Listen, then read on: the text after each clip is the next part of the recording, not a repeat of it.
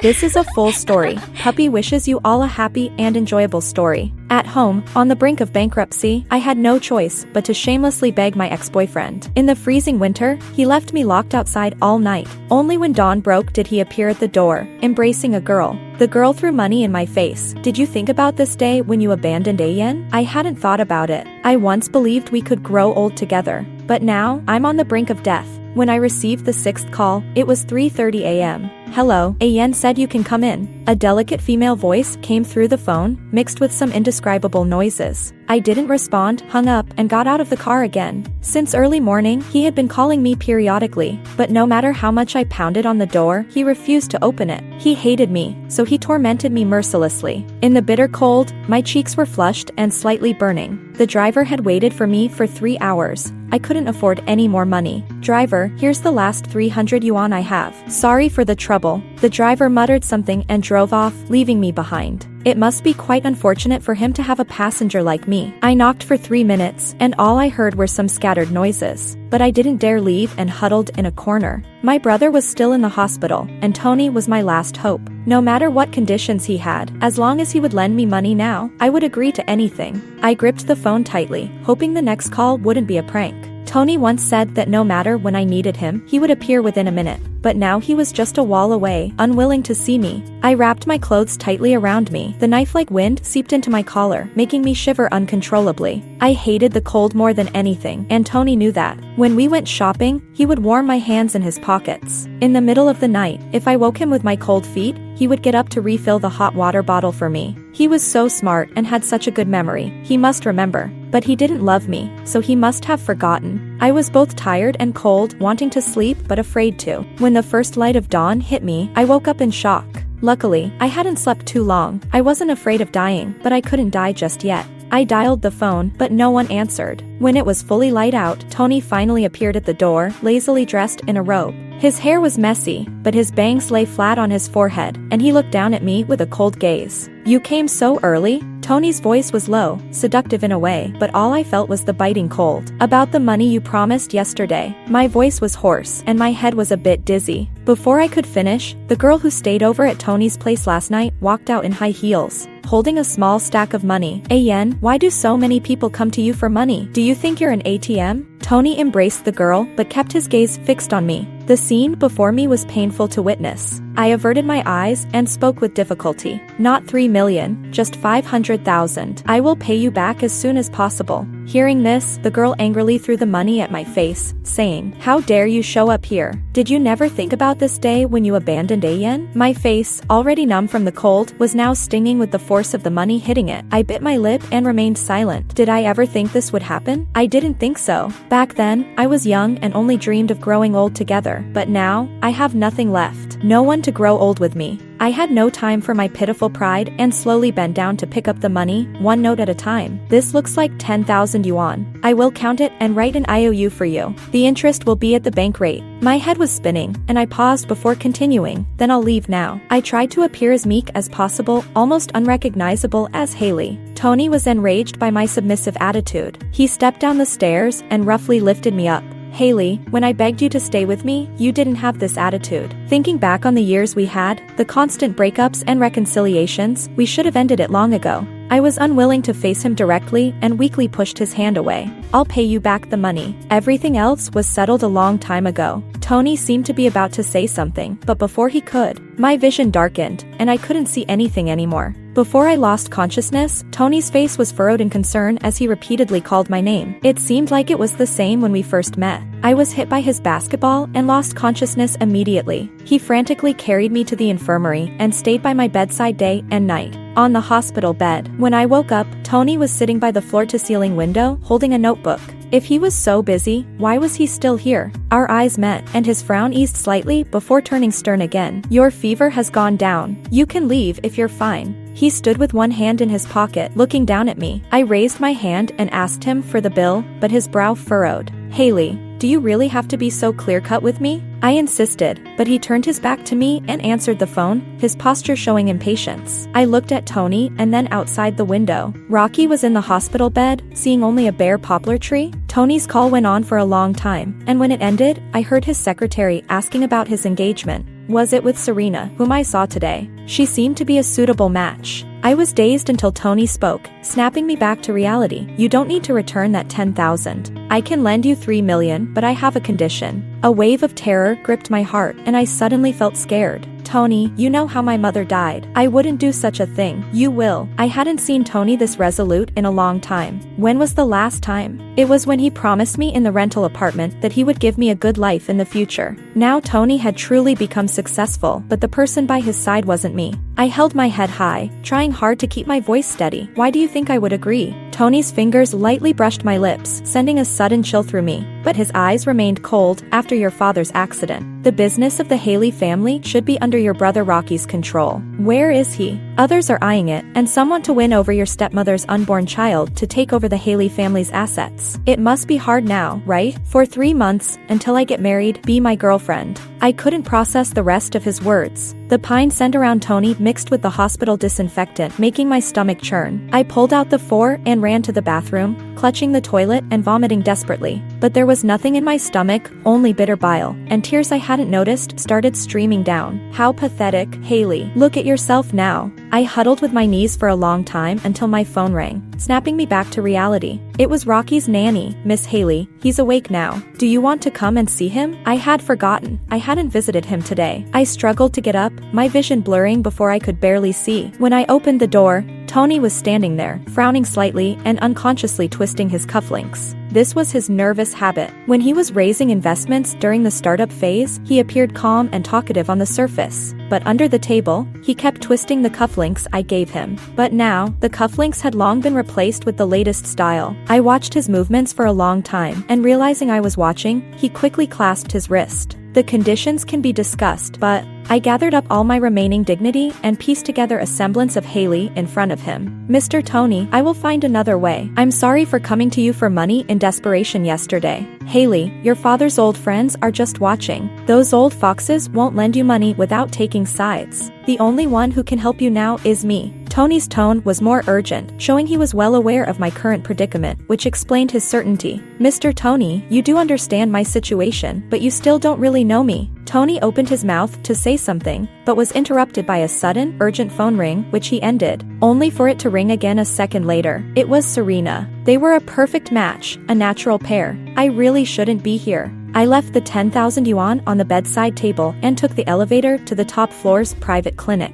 I should never have relied on people from the past for my escape. Time changes everything, but where else could I find money in the short term? The nanny said Rocky woke up early today, but by the time I reached the hospital room, I was still a step too late. He lay quietly in the bed, already asleep again, like a broken doll. Why is it always one step too late? The year Mom passed away, it was the same story, just a step too late, and I could have reached her. The intense early-stage entrepreneurship had already drained Mom's health, and her mental state had rapidly deteriorated. During her worst times, the mistress flaunted herself in front of her every day, and no matter how much we tried to drive her away, she wouldn't leave. That day, I was busy soothing Tony and ran to the hospital after receiving a call from the fire department. But I was still a step too late. Mom died right in front of me. She jumped from the rooftop of a 100-meter building and turned into a puddle of soft mud. Tony was still in the early days of his business, busy and rarely seen. But when he received my call, he rushed to the hospital immediately. He held me tightly. Haley, you still have me. I will never betray you. He wouldn't betray me, but this time, it was me who was leaving. Tony was afraid something would happen to me and stayed home with me every day, refusing to leave. Until that day, when I was warming milk in the morning and received a call from a friend of Tony's. We had met a few times. He wore gold-rimmed glasses and had started the business with Tony. As soon as the call connected, I heard a barrage of complaints. Miss, I'm begging you. This is the most critical time. Can't you just leave him alone? He left in front of so many investors for you. How can we continue our work now? If he stays in this state, we'll have to consider kicking him out. But that's not how it works. Tony had sacrificed so much for the company. I started to pretend, taking sleeping pills to fake sleep, and almost ended up in the hospital because I took too many. I pretended to have a good appetite, but no matter how much I ate, I would end up throwing up in the bathroom. But I couldn't hide it any longer. He had a bright future ahead. He shouldn't be dragged down into the abyss with me. The next day, I deleted all Tony's contact information and left the little house we had prepared to grow old together. For the last time, don't look back. Later, I heard from my college roommate, Xiaolan, that Tony had gone crazy searching for me.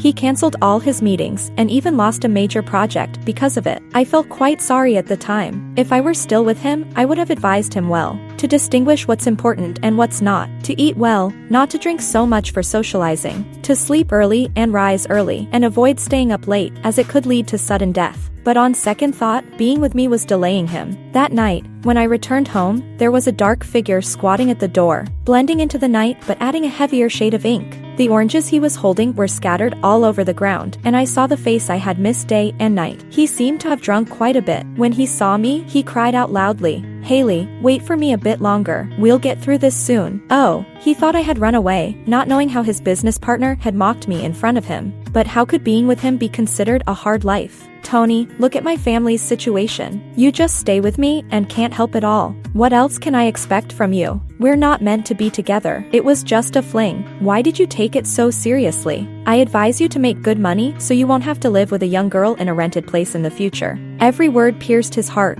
I don't know how much Tony took in. He lowered his head in silence and stood up after a long time. Got it. Then I wish you marry a rich man. When Tony left, he walked into the snowstorm, heading towards tomorrow, while I stayed behind. After that day, he never appeared again, only to see a new rising star in the financial headlines. That's good. By Rocky's bedside, I kept murmuring in a disjointed way. When I looked up again, the sky had completely darkened. Get well soon, Rocky. I am so tired and alone. The next day, I carried on discreetly handling the company's affairs on Rocky's behalf as usual. Aunt always found various excuses to see Rocky, but I fended her off every time. Perhaps they have already sensed something. If they discover Rocky's condition, someone will surely take advantage. So when I go to the hospital, I always hide very carefully. The good news is, Rocky is becoming more and more conscious every day, and all his indicators are improving. He may recover completely soon. That day, I intended to go to the hospital to see him, but received an anonymous text message claiming to know the truth about my father's death.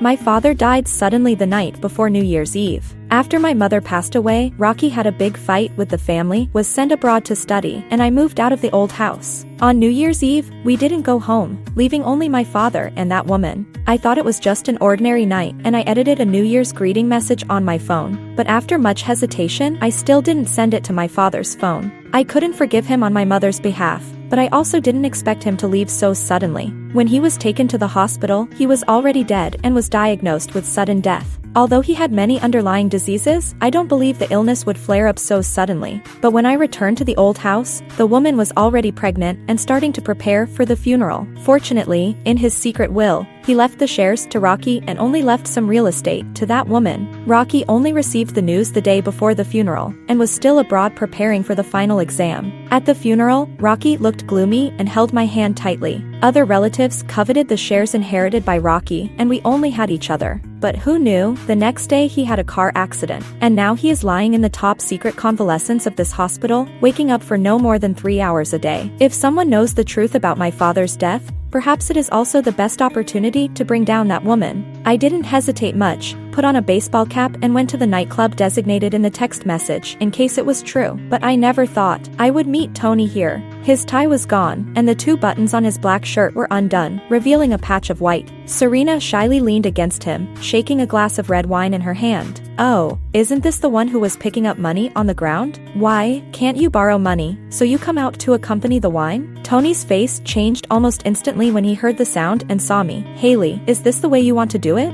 People around heard the sound and looked at me with a measuring gaze. I was ashamed and angry, and I desperately wanted to escape the scene. But Serena leaned over my ear and whispered, "Don't you want to know how your father died? With Serena's current power, it's not difficult to find out. If you accompany everyone to drink all these wines, I will tell you." Her red finger pinched the red wine glass, like a poisoned apple with blood. I clenched my fist, my fingers embedded in my palm, bringing a clear pain. "Then let's toast Miss Serena first." I squatted in front of the table and poured the remaining red wine to the bottom. The sooner I finish drinking, the sooner it's over. As soon as I raised the glass, Serena sneered, pried the cold atmosphere around, and some people began to move. Tony crossed his legs and watched the farce coldly. A boy in a flowered shirt came forward with a glass of wine, but his hand had already put his arm around my waist. "I'm the closest to you, miss. Shouldn't you toast me first?" There were other people who followed up. Some took the opportunity to take advantage, and some came to see my joke. I desperately shrank back, knocking over a glass of red wine on the table, and the fragments fell to the ground, mixed with a piece of scarlet. When the sound of the glass breaking, Tony suddenly stepped forward, took my wrist, and took me to a remote corridor. Without giving me any chance to react, he pressed my wrists against the wall above my head, and the lips with the fragrance of red wine kissed me fiercely. I struggled desperately. The baseball cap on my head fell to the ground, the broken hair scattered, rubbing my side of the neck. I had no choice but to bite his lips fiercely, and when the taste of iron rust spread, he finally let me go. Tony touched his scarlet lips. Haley, if you want to sleep with someone else, you might as well sleep with me. You just want money, right? Beg me, I'll give it to you. His words were like a needle piercing my heart, and since the family had a series of accidents, my dignity was already on the verge of collapse. I bowed my head and pleaded with my father's best friend, almost being humiliated. I went to reconcile with my aunt but was sneered at and stuffed with a meal of cold dumplings. His words were like an invisible hand, tightly locking my throat, reminding me how unbearable the days were. I squatted down, my arms around my knees, just wanting to lock myself up. If I lock myself up, I won't hear it. Lock myself up, and it's all over. Tears couldn't stop flowing, and the taste of blood between my lips became more and more strong. Just at this moment, someone stepped forward and punched Tony in the face. My eyes were misty, and I could hardly see the person in front of me, but it seemed a bit like Rocky. When I woke up in the hospital bed, it was already bright outside. A person in a white shirt was sitting by my bedside, peeling an orange with white, delicate fingers, which had a few faint red marks on the back. It was really Rocky. Seeing me awake, Rocky said softly, "Have some fruit first." He handed me the translucent orange segments, just like how Tony used to peel oranges and place them on the coffee table after a manicure. After we broke up, there was a period when I couldn't bring myself to eat oranges, afraid they would remind me of him. I don't know if it's the medication, but my mind felt foggy and I spoke slowly. "How did you end up there? I heard from the nanny that you went there, and I was worried you'd get into trouble." I had indeed informed the nanny of my plans before going to the nightclub, just in case Rocky needed to reach me. Seeing that I wasn't taking the orange, Rocky directly put it in my mouth. "I remember you don't like bananas. The doctor said oranges could also help ease your mood." I clenched my fist suddenly, not sure if he really knew my secret. "It's just low blood sugar," I said cautiously. Rocky heard this, and his hand slipped, causing orange juice to spill onto his white shirt. "Well, get better soon." I sat in the hospital bed, eating 3 oranges, staring blankly at the dark poplars outside the window. Rocky suddenly placed a hat over my face. "Sis, if you want to cry, just cry. Everything will be all right." All the shame and anger from last night surged up, and my emotions broke free at his words. "If you want to cry, just cry." It turned out that someone knew I was ill. Perhaps it was my ramblings while Rocky was asleep that he overheard.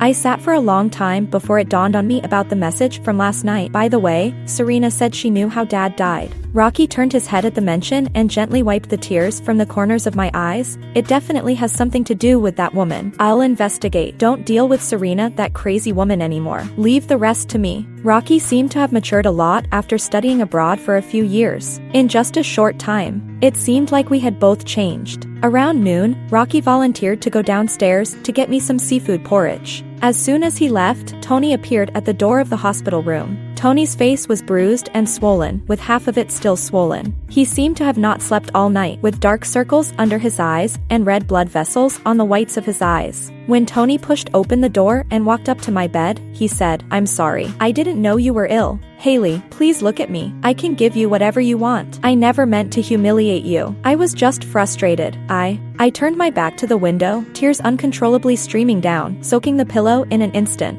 "Go away. Don't come back." Tony anxiously moved to the window side, half kneeling by my bedside, his tears hitting my hand. "Haley, you left me because you were ill, right? You didn't mean to abandon me, did you? I'm not getting engaged anymore. I'll cancel the engagement right now. I'll just stay with you, okay? I'll give you the money, 3 million. No, I'll give you all my money. Look at me, okay?" Tony's eyes were filled with panic.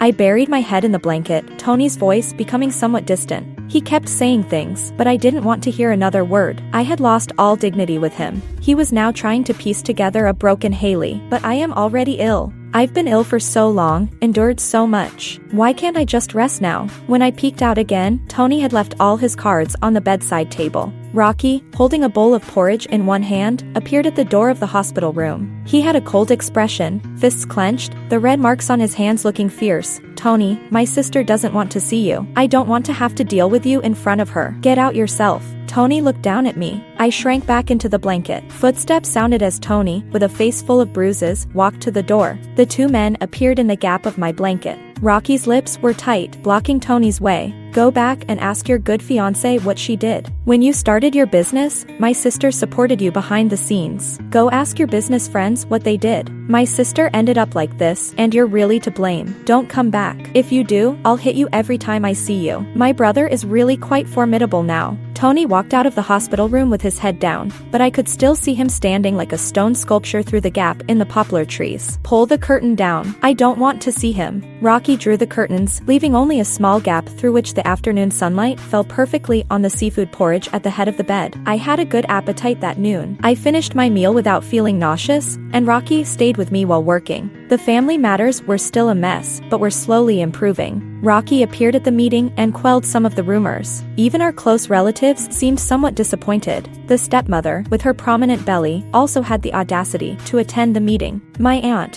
who wasn't good at business and had the least to manage, wasn't thinking about running her business well. Instead, she hoped to use the baby in the stepmother's belly to divide up more of the estate. Rocky handed over the business my aunt was managing to a friend as a resource swap, saving the company's most struggling main business. For now, it seemed we had weathered the worst. I had been in the hospital for a long time. My appetite was improving, but just as I was about to be discharged, Serena found me. I heard that her engagement with Tony was off, but it had nothing to do with me. Even if Tony didn't marry her, he wouldn't marry me. So I was somewhat surprised to see Serena sitting arrogantly in my hospital room. She held her bag with a delicate grip, her mouth and nose covered. What a disgusting smell of disinfectant. She probably didn't know that the disinfectant was mixed with her heavy perfume, making it even more nauseating. Miss Serena, what do you want? I asked directly, hoping to get her to leave quickly. Serena pinched the tassel on her handbag and said indignantly, I got engaged to Tony because my dad thought he had potential. Now that he's breaking off the engagement with you, aren't you feeling quite pleased? Pretending to be depressed, trying to morally manipulate someone. A sharp pain struck my heart, almost making it hard to breathe. So you tricked me into going to the nightclub to embarrass me? I just wanted him to see how pathetic you are, so he wouldn't have any illusions about you. So, you admit you don't have evidence about my dad's death and were just lying to me. That old man's sudden death isn't surprising. Who would bother investigating? And your brother, if he's still alive, he's just lucky. Investigating him is just asking for trouble. I picked up an orange from the bedside and threw it at her, one after another. Serena couldn't dodge and cursed me as a lunatic. Her loud voice didn't attract a nurse, but did catch Tony's attention. Recently, Tony often stood downstairs, smoking one pack after another. I wondered how the business was faring. Tony had lost a lot of weight and had stubble on his face. He grabbed Serena and pulled her out of the room, never daring to look at me. I'm not leaving. I haven't finished speaking. If her mother jumped off a building, it's her own fault. If you're so capable, go get her back. Serena's words were like a heavy blow, pulling me back into that dark vortex, the scene of my mother's death replaying in my sealed memories. My stomach churned, and I vomited up my last meal. Tony threw Serena out of the room and hurriedly came over to pat my back. I vomited cleanly in the bathroom, and Tony stood across from me, somewhat helpless. Haley, let me take care of you. Get lost, take her with you. I couldn't push him away, but fortunately, Rocky arrived. I sat in the hospital bed for a long time before Rocky came back. He had another injury on his hand. He had just recovered recently. Why push himself? Maybe we should just not see each other again. As I applied medicine to his hand, I suddenly thought of our childhood. Back then, when Mom and Dad were busy with work and Rocky got hurt from mischief, I would be the one to tend to him. Even though he was young, he never complained of pain. Rocky, I want to go home. Can we stop the hospitalization? Suddenly, I wanted to visit the old house. The stepmother had already moved to the new house to give birth, leaving the old house, which Rocky recently managed to buy back after many turns. He indeed had the ability. I felt reassured with the Haley family in his hands. That night, I carried large and small bags back to the old house. The furnishings inside hadn't changed, but I knew it was Rocky who had arranged them. That woman, unable to tolerate even the smallest things left by my mom, had changed everything. I wasn't very hungry and went to my own room to pack. The big teddy bear was still there, and hugging it felt like returning to my mother's embrace. But that night, I suffered from insomnia again. The scene of my mother's suicide replayed before my eyes over and over, horrifying every time, even though I had seen it many times. I didn't want to see it anymore. I took out sleeping pills from my bag, swallowed one, and when I couldn't sleep, took another. It seemed I was about to fall asleep, but then I saw Rocky burst in, clumsily breaking the door. Can't I just get a good night's sleep? When I woke up again, I was back in the hospital, but this time, Tony was by my side. Could this be a dream? Why didn't Rocky drive him away? Seeing me open my eyes, Tony gently took my hand. Rocky went to pay the bill. I swear I won't upset you again. He's the one who made me stay. I raised an eyebrow, not believing him. He must have sneaked in. Rocky was not the type to be soft-hearted. Maybe he understood the confusion on my face and said softly, "When you were brought to the hospital, you kept calling my name. That's why Rocky called me. The doctor said maybe I should give it a try." Huh, why was I calling his name? I remembered. After taking the sleeping pills, I had dreamt. I had returned to the happiest time. How unfortunate to dream of him at the brink of death. I curled up in the blanket, turned my back to him, but just as I turned, I saw Rocky standing in the doorway, frowning. The company and family issues had already kept him very busy. I still let Tony stay. Despite objections from others, Tony insisted on resigning from the company. A friend from the startup days called me, but Tony answered, "This has nothing to do with Haley. It's something I owe her, so stop calling her." I turned over without speaking. Back when he started the business, I had invested some money, but in the end, the company had nothing to do with me. Now, I had no control over it. After Tony's departure, he received a sum of money. He offered it to me, but I refused. I saw him hand it to Rocky outside the hospital room. Rocky, who had rushed from the company to see me, coldly stared at the bank card in Tony's hand. "My sister didn't owe you anything initially, so there's no need for this now." Tony repeatedly declined, but Rocky shoved the card back at him. It was a good move. I wish I had been that firm when I borrowed money from him. A week later, Tony and I planned a trip to New York. Rocky told me on the phone, "It's good to get away for a while. Be careful." I had never taken Rocky to the seaside. If possible, I'd take him next time. During college, Tony and I had visited New York once. I always feared the cold and liked to head south in winter. We had walked barefoot on the beach and talked about hoping to buy a house by the sea someday. Now, returning to the seaside, I didn't have those feelings anymore. On the way to New York, Tony took great care of me, even more attentively than before. The hand warmer was always warm, and the thermos was always full. But I didn't feel much. The person I loved most was already dead. That afternoon, we arrived in New York. Tony suggested going to the beach where we once made a wish, but I refused. I had other matters to attend to. The person we were dividing the inheritance with was named Eleanor, but I found out she had changed her name once. Her former name was Emily, and her address was in New York. The company had been too busy before. Now, with Rocky around, I had time to investigate these things. "Haley,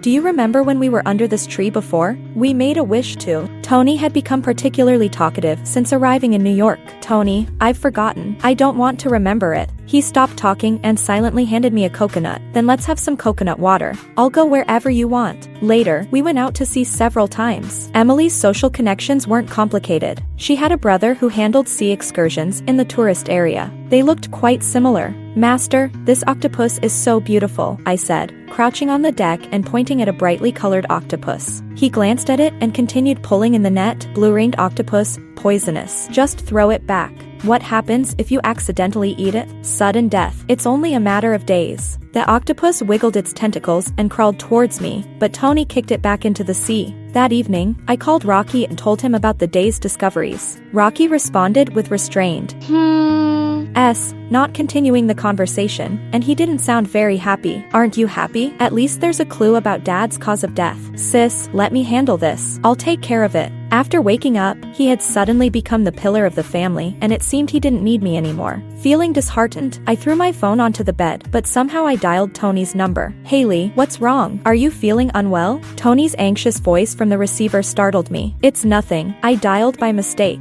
Do you want to go out and see the sea?" I looked out the window, and he was standing under a street lamp, casting a tall shadow. Unlike the heat of the day, the evening sea breeze was just right. We walked silently along the shore, the waves crashing and then retreating rapidly. When we got tired, we found a bright spot to sit. Tony took out a light blue shawl from somewhere. "It's a bit chilly in the evening." From the time we left until we got to New York, I could feel his carefulness and eagerness to please. "There's really no need for this, is there?" Tony's hands trembled slightly, but he still draped the shawl over my shoulders. "I was so focused on the company back then. I thought that coming home and hugging you was enough, but you were in such a serious condition, and I didn't know anything, and then I upset you further.